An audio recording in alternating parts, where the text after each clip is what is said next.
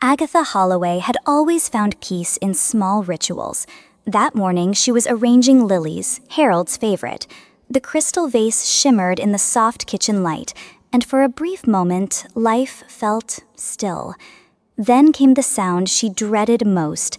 A BMW engine growled up her driveway, the signature sound of her son's expensive lifestyle. Wade hadn't visited in months, and when he did, it was never to ask how she was doing. It was always business. Or worse, trouble. As she peeked through the lace curtain, her heart sank. Wade stepped out, adjusting his tailored suit jacket like he was heading to a corporate takeover. And right behind him came Brittany, his wife, clicking her designer heels on the pavement, holding a leather briefcase like it was a weapon. Agatha wiped her hands on her apron. She already knew. This wasn't a visit. This was a declaration. The living room hadn't changed in decades. Same faded armchair, same bookshelf filled with old photographs and Harold's World War II memorabilia. It was the room where Wade took his first steps, where Agatha used to rock him to sleep during thunderstorms. But now it felt like a courtroom, and she was on trial. Wade didn't sit. He stood in the center of the room like a prosecutor. Brittany was already seated, legs crossed, lips pursed in anticipation. Then Wade said it, cold, precise, not a crack of emotion in his voice. "You're a burden, Mom. I sold Dad's company. You don't even know how to keep the lights on in this house. Good luck paying rent." Agatha didn't blink. Not because it didn't hurt, but because the pain had already become familiar. She looked at her son, and for the first time, she didn't recognize him. For a moment, time froze. No tears, no gasps, no shouting. Agatha simply sat there, silent. Her hands rested gently in her lap. Her breathing stayed even. Her eyes locked on Wade, but not in disbelief, no. In something colder, something clear. Wade had expected protest. He expected drama, maybe even guilt. But all he got was a smile. Not bitter, not angry, just calm. "Okay," she said quietly. "Good luck." Wade blinked, confused. That wasn't the reaction he wanted or expected. And in that exact moment, something shifted in the room. Not in Wade, not in Brittany, but in Agatha. It was the moment she stopped grieving and started calculating. The memory came like a slow, cold wave. 3 years earlier, the scent of lilies was heavier then, mixed with candle wax, old suits, and silent grief. Harold's funeral had drawn everyone, business partners, neighbors, friends who hadn't called in years. Agatha had shaken 100 hands, nodded through 100 condolences, smiled 100 tired smiles. Then, in the stillness of the kitchen, while everyone else was gathered in the backyard, Wade approached her with a paper plate in one hand and false concern in his voice. "Mom, maybe it's time you stepped back from the company." Agatha paused, still holding the teacup she hadn't yet sipped from. "Stepped back?" she repeated. Wade didn't flinch. "I mean, Dad's gone now. You shouldn't have to carry all this alone. Let me help you. Take the stress off your shoulders. You've earned a rest." It sounded gentle. It sounded loving. But Agatha could hear what he really meant. "You're not needed anymore." That was the moment it began. The moment she stopped grieving just Harold and started preparing for something darker. Agatha wasn't a fool. She may have looked like a grieving widow with soft hands and slower steps, but behind those quiet eyes was a mind trained by decades of business betrayal and balance sheets. She didn't scream when Wade suggested she step aside. She called Marcus. Marcus had been her lawyer since the beginning, since Harold and she were just two dreamers with a folding table and a logo drawn in pencil. He was more than legal counsel. He was a vault of memory, a compass when storms hit. Together, in the months that followed Harold's funeral, they built a wall around everything that truly mattered. The patents, the international contracts, The commercial properties in Houston and Phoenix, all of it, transferred, sealed, protected. Inside a structure they called the Meridian Trust, a legal fortress where Agatha was the sole beneficiary. By the time Wade started poking around the company, trying to modernize it, the most valuable 70% had already disappeared from his reach, and he never noticed. Because sons like Wade rarely ask where the true power lives, they just assume it belongs to them. Agatha knew one thing about hunters. If you want them to walk into a trap, you need to make them think they found it first. So she left him crumbs. She kept 30% of the company's surface structure intact. Just enough assets, just enough authority. The downtown office lease, the employee payroll, the brand name. To Wade, it looked like the crown, but it was just the crown molding. He saw bank accounts with comfortable figures. He saw ownership titles that looked important.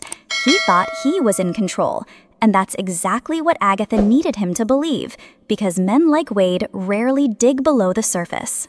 They see shine, they see signatures, and they stop asking questions. What he didn't know was this. He hadn't inherited a company. He'd been handed a decoy, one that Agatha had built on purpose. They walked through the doors of the Palazzo Parigi in Milan like royalty, Wade in his custom-tailored suit, Brittany in her $1,000 heels and oversized sunglasses. Hotel staff rushed to take their bags. A bottle of champagne awaited in their suite. To the world, they looked unstoppable. To themselves, they were already legends. "Cheers," Brittany whispered, clinking glasses. "To new money, and finally being free from your mother," Wade smirked. "We're not just free, we're powerful now." They booked the presidential suite for 3 weeks. They ordered room service like it was a tasting tour. Designer boutiques saw them twice a day. Everything went on the sale account, a shared bank account meant to hold $2.8 million. But what they didn't know is that the money wasn't theirs, not really. And the honeymoon they were celebrating, it was paid for with a lie.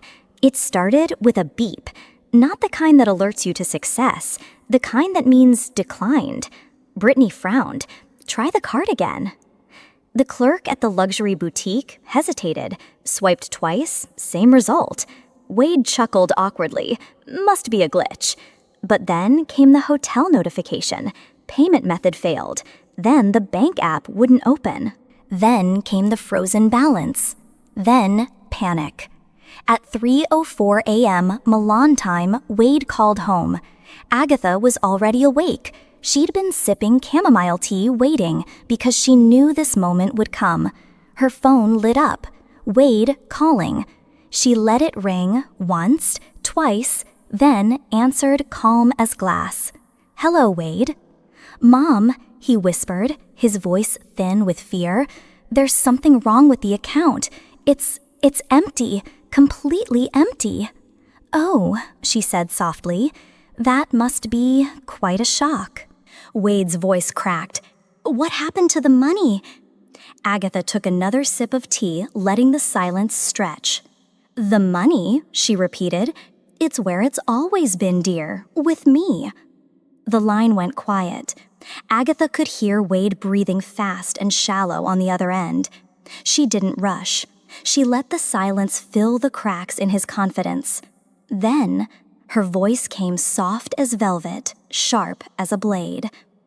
"Oh, that money," she said, as if she'd just remembered something trivial. "It's always been in my account." Wade froze. What do you mean? It's the sale money, the $2.8 million. It was supposed to be—" "Yes," Agatha interrupted calmly. "You sold 30% of Herald Industries, and for that the buyer paid a generous price." She paused. Let it sink in. "But the patents, the international contracts, the real estate, the heart of this company, you never owned that, Wade. You just didn't ask the right questions." On the other end of the line, Brittany's voice rose into panic. "What is she talking about, Wade? What is this?" Wade didn't answer. He couldn't, because for the first time in his life, he realized his mother hadn't just outsmarted him. She had planned for this moment. Agatha stood at the window, her phone still warm in her hand. The sun had just started to rise over her garden, the same garden she and Harold had planted 30 years ago. The roses were blooming, and the truth was too. She set the phone down and walked to the old desk in the corner of the living room. Inside the drawer, photographs, ledgers, contracts with notes in her handwriting, and one black and white picture, Harold holding scissors at the ribbon-cutting ceremony for their first office building. Agatha stood just behind him in that photo, hand on his shoulder, smiling, watching the crowd. Everyone thought Harold ran the company, she whispered to herself. Let them. But behind every deal was her. She drafted the business plan. She secured the early loans. She built the subsidiary structures that shielded them from risk. She negotiated with foreign investors in 3 languages. Harold had charisma. Agatha had precision. And together, they made magic. But the real power, that had always been hers. I was never just the woman behind the man, she said. I was the one behind the empire.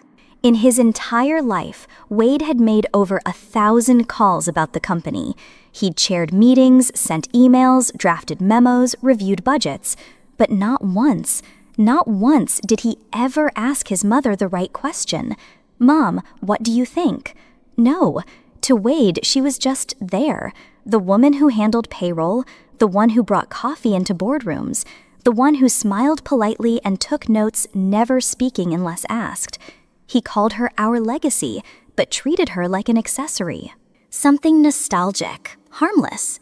You're good at keeping things organized, Mom. Maybe it's time you rested. Let the next generation handle the big stuff. And she let him believe it. She nodded, she smiled.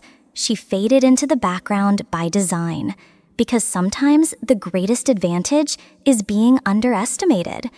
Agatha sat alone in her study, no lights, just the glow of her laptop screen and the faint ticking of an antique clock. She clicked play. She's old. She wouldn't understand how the business works today. Wade's voice. I say we sell it all. She still thinks patents are filed with a typewriter. Then came Brittany's giggle. She thinks bookkeeping makes her important. That's cute. Agatha didn't flinch. She had heard this before, 3 years ago, the night of Harold's funeral, when she'd walked past her son's office and heard the voices through the slightly open door. She had recorded it, not out of spite, but out of clarity. Because from that moment on, she knew she would have to protect the empire from her own blood. She paused the clip, closed her eyes. There was pain, yes, deep, twisting pain, but beneath it, pride. She hadn't just survived, she'd outsmarted, she'd outplanned, and now she was ready to finish what she started. I may be old, she whispered, but I'm not obsolete. The marble floors of the hotel lobby echoed with the click of Brittany's heels. She wasn't crying. She wasn't whispering, she was yelling. You lied to me, Wade. Heads turned, guests stared. You told me we were millionaires. You made me quit my job. I burned bridges for this marriage. Wade tried to pull her arm. She yanked it away. Don't you dare touch me. He glanced around, everyone watching, judging. Brittany, please, just let me explain. My mother.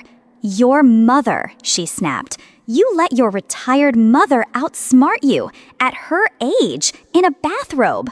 She took off her wedding ring and dropped it into his palm like it was a parking token. I didn't marry a loser.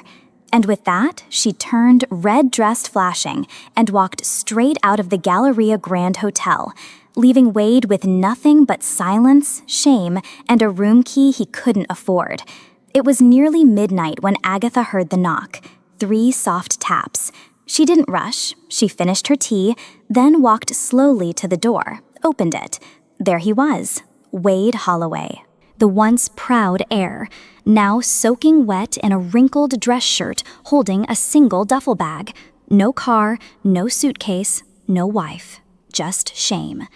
They stood in silence for a long moment. I didn't know where else to go, he muttered. Agatha studied his face. No arrogance now, no smug grin, just a boy too old to be lost and too young to admit he'd failed. "There's a room in the back," she said, $50 a night. Wade blinked, thought she was joking. "And house chores start at 7. 5 a.m. sharp. You cook, you clean, you pull weeds. Understood?" His jaw dropped, then closed. He nodded. "Yes, ma'am." Agatha stepped aside, not to welcome him home, but to let him earn his way back in. Wade Holloway, former CEO's son, now slept on a sunken couch. The springs groaned louder than his pride. At 6:45 a.m., Agatha tapped the wall with a broom handle. No alarms, no good morning, just a signal. Time to earn your keep. Wade stumbled into the kitchen. By 7:10, he was scrubbing last night's dishes in cold water. By 8 o'clock, he was out front with shears trimming hedges under the July sun. Sweat dripped into his eyes. The grass stained his knees. His back ached from unfamiliar labor. But for the first time in years, he didn't complain. Each chore peeled something off him. Not just grime or old food, but ego, the empty title, the fake confidence, the illusion that being a man meant owning things. He remembered his dad's words from long ago. Responsibility is what makes you strong, not the suit on your back. Now, as he emptied the trash and wiped the hallway floors, Wade began to understand. His mother didn't just want obedience. She wanted him to rebuild himself from the ground up. Wade Holloway walked into the company he once thought he'd inherit. No corner office, no vice president nameplate, no red carpet. Instead, he sat in the intern's cubicle. The kind next to the copier where paper jams outnumber compliments. His first task? Review and summarize 3 international supplier contracts. No shortcuts, no special treatment. He stared at legal jargon for hours, realizing he'd never actually read a contract in his life. Then came cold calls, nervous pitches to clients who didn't know his last name. Lunchtime, he ate alone in the break room, surrounded by people who didn't recognize the boy who once strutted through these halls.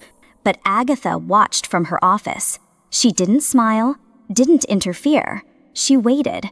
Because this wasn't just about learning business. It was about learning humility, leadership, earned respect. And for the first time in his life, Wade was ready to earn it. It wasn't a single moment. It was hundreds of small ones. Like when Wade overheard Agatha reviewing a contract and realized she understood every clause.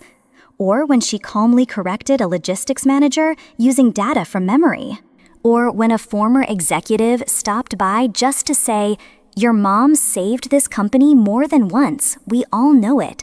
And Wade, he sat there silent, soaking in the truth.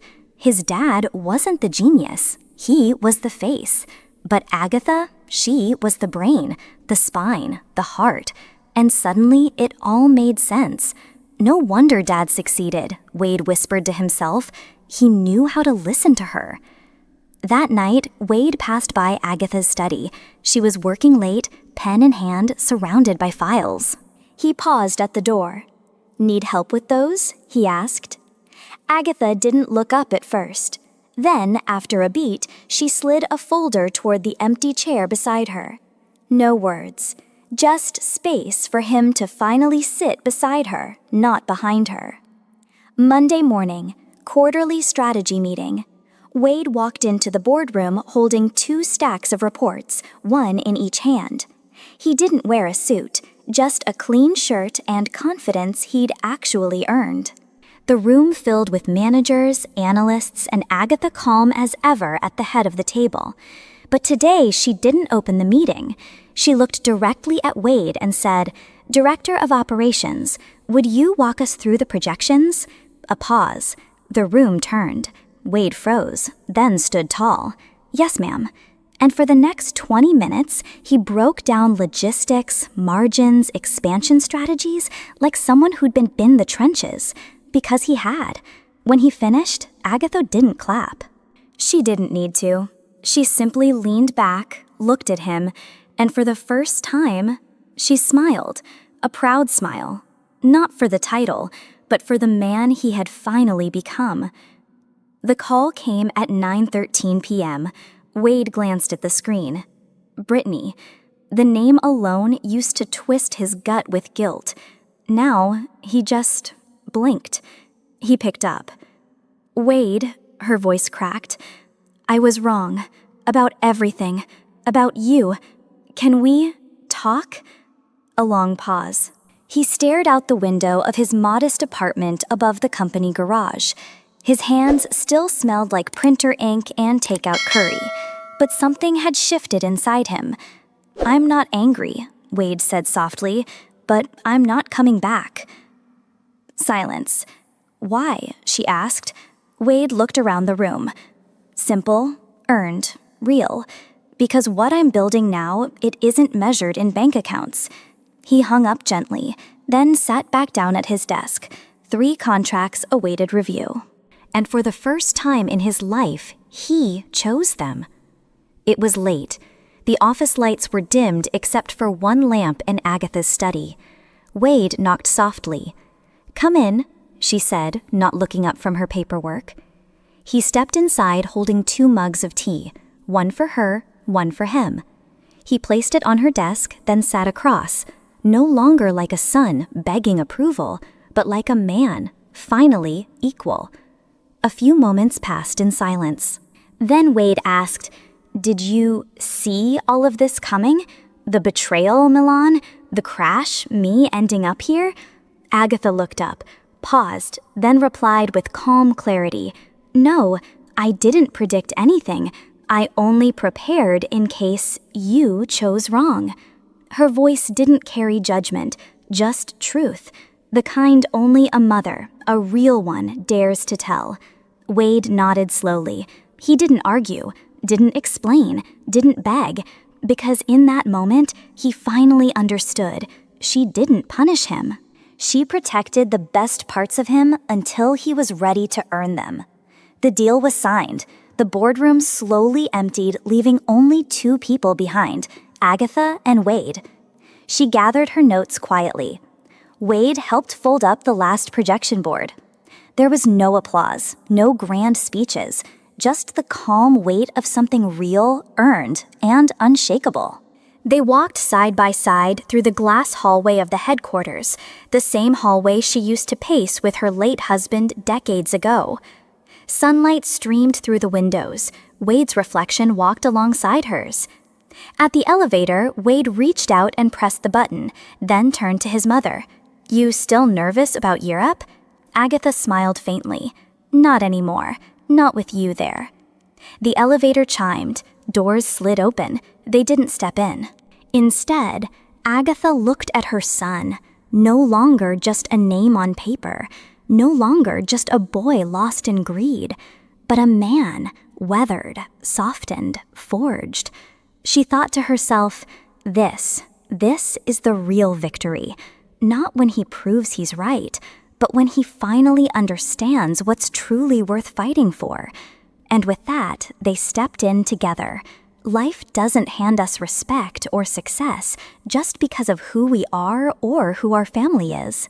True strength lies in humility, responsibility, and the willingness to learn and grow, even when it means starting over. Sometimes the greatest victories come not from proving we're right, but from understanding what truly matters enough to fight for. Whether it's in business, family, or your own personal journey, remember, respect and trust are earned, not given. And love means letting those we care about fail so they can find their real strength. If this story moved you, hit that subscribe button and join our Athena Stories family. Here, we dive deep into powerful emotional tales that inspire, teach, and remind us of what it means to be human. Don't miss out on stories that will touch your heart and change your perspective. Subscribe now and turn on notifications so you never miss an episode.